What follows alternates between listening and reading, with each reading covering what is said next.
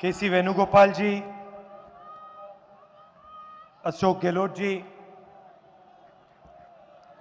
Doctor Raghu Sharma ji,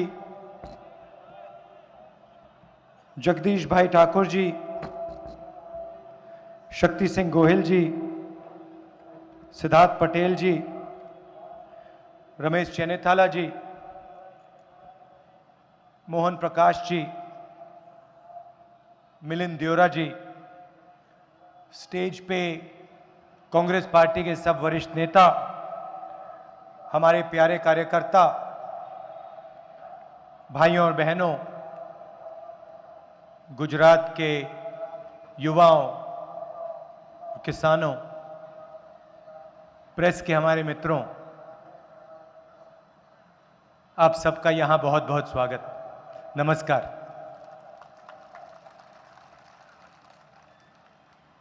press के मित्रों तो कहते हैं, मगर आप हमारी बात नहीं उठाते हो टीवी पे।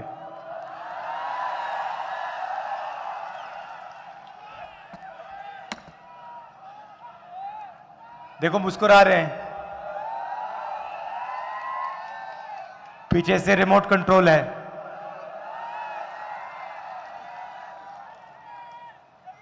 इनकी गलती नहीं है वैसे, ये कोशिश करते हैं, मगर इनके जो मालिक हैं इनको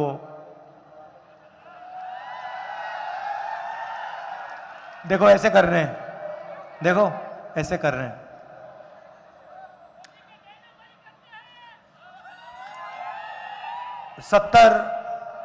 सत्तर दिन पहले कन्याकुमारी से हमने भारत जोड़ो यात्रा शुरू की और अब हम महाराष्ट्र से मध्य प्रदेश में घुस रहे हैं। यात्रा श्रीनगर तक जाएगी और श्रीनगर में हमारा जो तिरंगा झंडा है उसे वो यात्रा लहराएगी।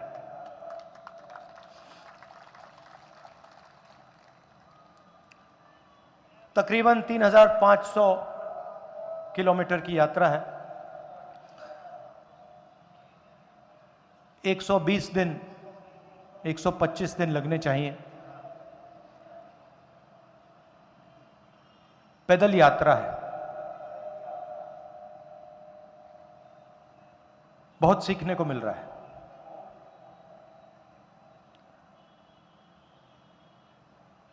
युवाओं से बातचीत हो रही है, किसानों से, मजदूरों से, छोटे व्यापारियों से, जो स्मॉल और मीडियम बिजनेस चलाते हैं, उनसे बात हो रही है।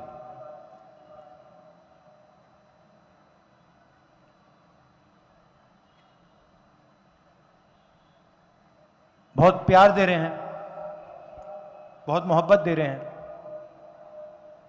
सब जगह लाखों लोग आ रहे हैं। ये टीवी वाले इतना दिखाते नहीं हैं, मगर नदी सी है। रोज 5:30 बजे लोग आते हैं, 6 बजे हम शुरू करते हैं, 8 बजे रात को, 7:30 बजे रात को यात्रा खत्म होती है। अजीब सी बात है, थकान बिल्कुल नहीं होती, बिल्कुल नहीं, क्योंकि पूरी की पूरी शक्ति, जनता की शक्ति हमारी मदद कर रही है। दुख इस बात का है कि यह यात्रा गुजरात से नहीं निकली।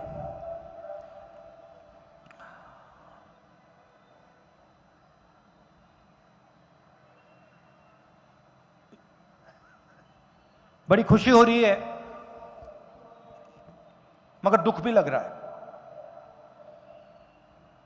युवाओं से बात करते हैं, हजारों युवाओं से मैंने बातचीत की है। हर 5-10 मिनट कोई युवा आता है, अपने सपने के बारे में मुझे बताता है।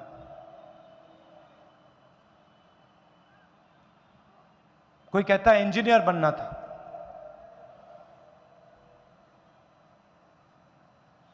सालों पढ़ाई की, सपना देखा था कंप्यूटर इंजीनियर बनेंगे,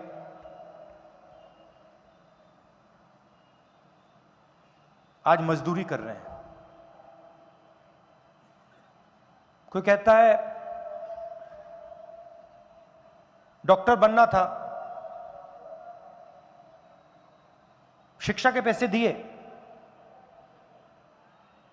किसी प्राइवेट इंस्टीट्यूशन को लाखों रुपए दिए, आज उबर की गाड़ी चलानी पड़ रही है, पिज्जा डिलीवर करना पड़ रहा है। किसान से बात करो, सवाल पूछते हैं, राहुल जी हमें बात समझ नहीं आती, हिंदुस्तान के 3-4 अरबपति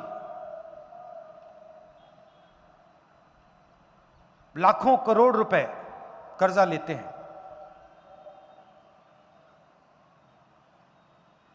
और फिर हिंदुस्तान के सबसे अमीर लोगों का कर्जा माफ हो जाता है।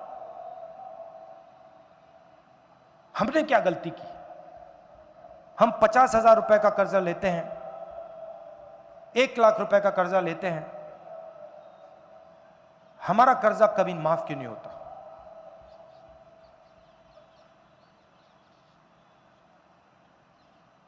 उन्हें जब वो कर्जा वापस नहीं देते तो उसे वो सरकार नॉन परफॉर्मिंग एसेट कहती है, उनके खिलाफ कोई कार्रवाई नहीं होती। मगर जब किसान 50,000 रुपए कर्जा लेता है, वापस नहीं देता, उसे नॉन परफॉर्मिंग एसेट नहीं कहलाया जाता, वो तो डिफॉल्टर कहलाया जाता है। ये सवाल किसान पूछ रहे हैं। प्रधानमंत्री बीमा योजना में पैसा डालते हैं, तूफान आता है, बारिश होती है, खेत बर्बाद हो जाता है, 1 रुपया नहीं मिलता।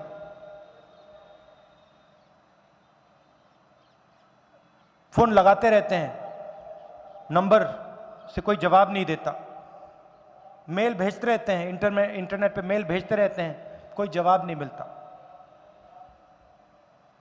ये सब सुनकर काफी दुख होता है।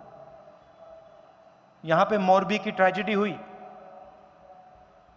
उस समय पत्रकारों ने पूछा मुझसे इसके बारे में आप क्या सोचते हो, और मैंने बोला देखिए 150 लोगों की मृत्यु हुई है, यह राजनीतिक मुद्दा नहीं है, इस पे मैं बोलूंगा नहीं। मगर सवाल उठता है, आज उठता है,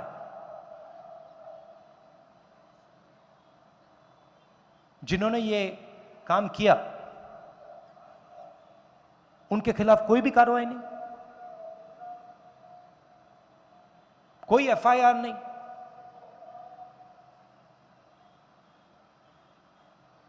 बीजेपी के साथ उनका अच्छा रिश्ता है तो उनका कुछ नहीं होगा क्या? चौकीदारों को पकड़ लिया, अंदर कर दिया, मगर जो सच्चे लोग हैं, जो जिम्मेदार हैं, उनके खिलाफ कुछ नहीं।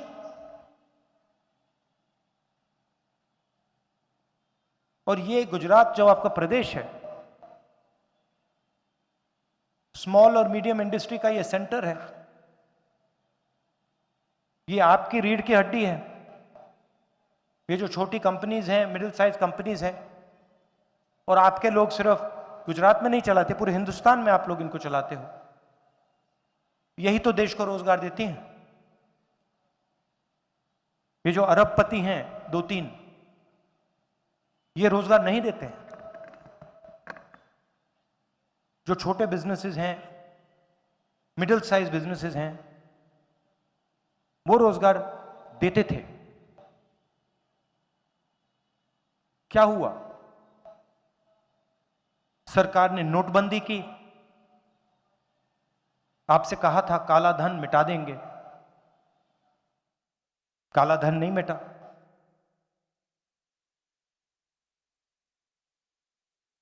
मगर सारे के सारे स्मॉल और मीडियम बिजनेसेस बंद हो गए।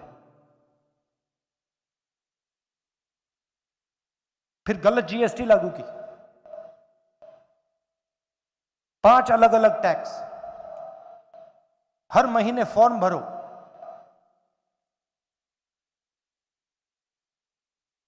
जो बचे थे वो भी खत्म हो गए। रास्ता साफ करना था, अरबपतियों के लिए रास्ता साफ करना था। कोरोना के समय भी वही किया। मुझे याद है, हिंदुस्तान के मजदूर, किसी पत्रकार ने मुझे पूछा कि आप 2000 किलोमीटर चले हो। मैंने उससे कहा, देखिए ये कोई बड़ी बात नहीं है। हिंदुस्तान का हर मजदूर ये 2000 किलोमीटर चला था, भूखा चला था। तो ये कोई बड़ी बात नहीं है। मगर जब उस मजदूर को सरकार की जरूरत थी, हिंदुस्तान की सरकार ने, गुजरात की सरकार ने उनकी मदद नहीं की।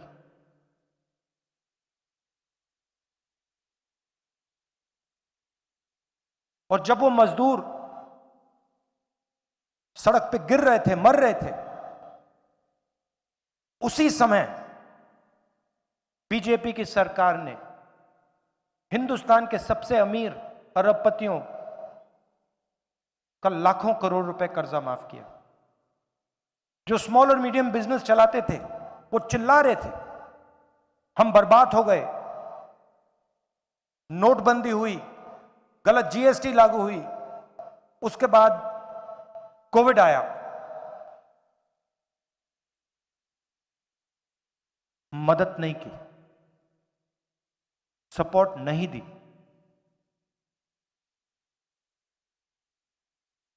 ये पॉलिसियां नहीं है, ये नोटबंदी, ये जीएसटी, कोविड में जो इन्होंने किया, ये पॉलिसी नहीं है।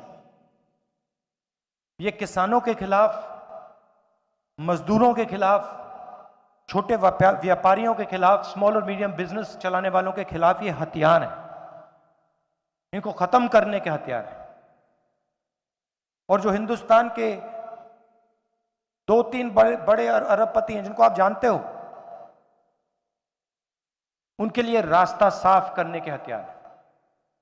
वो कोई भी बिजनेस चलाना चाहे चला सकते हैं, जो भी करना चाहते हैं।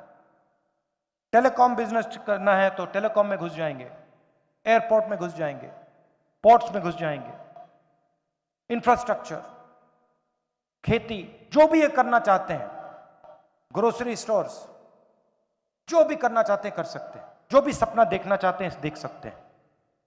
मगर अगर हिंदुस्तान का युवा सपना देखना चाहता है, इंजीनियर बनना चाहता है, तो पहले आप प्राइवेट इंस्टीट्यूशन में जाइए, लाखों रुपए दीजिए, महंगाई सही है, और उसके बाद इंजीनियर मत बनिए, मजदूरी कीजिए। आज इस देश में युवाओं को रोजगार नहीं मिल सकता। 45 साल में सबसे ज्यादा बेरोजगारी हिंदुस्तान में आज है, गुजरात में, बाकी हिंदुस्तान में। पहले जो गरीब लोग हुआ करते थे, पब्लिक सेक्टर में उनको नौकरी मिल जाती थी। आज पूरा का पूरा पब्लिक सेक्टर प्राइवेटाइज हो रहा है। रेलवेज को प्राइवेटाइज कर रहे हैं, बीएचईएल को प्राइवेटाइज किया जा रहा है, ऑयल कंपनीज को प्राइवेटाइज किया जा रहा है। और किसको दिया जा रहा है? उन्हीं 2-3 उद्योगपतियों को। ये आपकी पूंजी है, ये आपका धन है।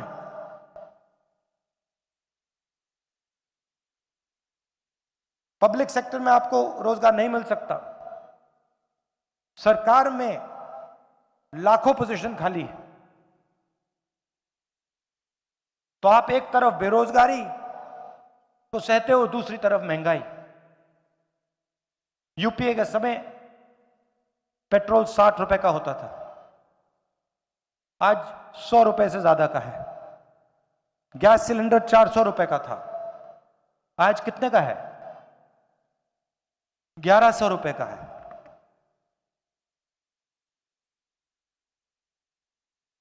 दो हिंदुस्तान बन रहे हैं, एक अरबपतियों का, वो जो भी सपना देखना चाहते हैं देख सकते हैं, और दूसरा हिंदुस्तान की गरीब जनता का, किसानों का, मजदूरों का, छोटे व्यापारियों का। हमें दो हिंदुस्तान नहीं चाहिए, हमें एक हिंदुस्तान चाहिए, न्याय का हिंदुस्तान चाहिए।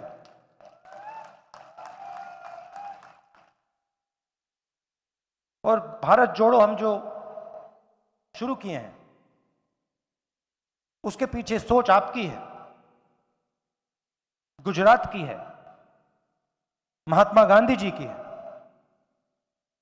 ये हमारी, ये नई चीज नहीं कर रहे हैं हम। रास्ता हमें गुजरात में दिखाया था, महात्मा गांधी जी ने दिखाया था, सरदार पटेल जी ने दिखाया था। आपसे ही सीख के हम ये तपस्या कर रहे हैं, जनता की आवाज सुन रहे हैं। 7-8 घंटे हम चलते हैं, हम कुछ बोलते नहीं हैं, किसानों की बात सुनते हैं, युवाओं की बात सुनते हैं, गले लगते हैं उनसे, मजदूरों से। और 7-8 घंटे चलने के बाद कभी 10-11 घंटे हो जाते हैं, हम 15 मिनट अपनी बात रखते हैं।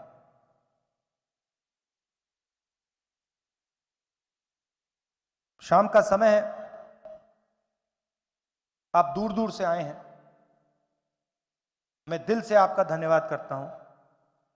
आपने इतना प्यार दिया, इतने प्यार से आपने मेरी बात सुनी, इसके लिए आप सबको बहुत बहुत धन्यवाद। नमस्कार, जय हिंद।